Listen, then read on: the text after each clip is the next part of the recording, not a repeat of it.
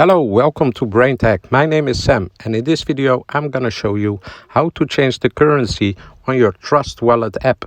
First of all, you're gonna open the app, enter the password. This is the home page of the Trust Wallet app. First of all, we go to the settings button, we click on it. Here you can see all kinds of options, but we are looking for preferences. You can see it right here.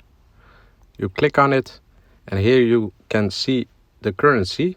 Mine right now is euro, but you can change it to any currency you prefer, like the Australian dollar, the British pounds, etc, etc.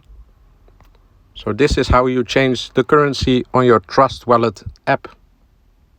Hope this video helped you out, guys. If you have any further questions about the Trust Wallet app, please let me know down below in the comments. Like, subscribe, and have a nice day.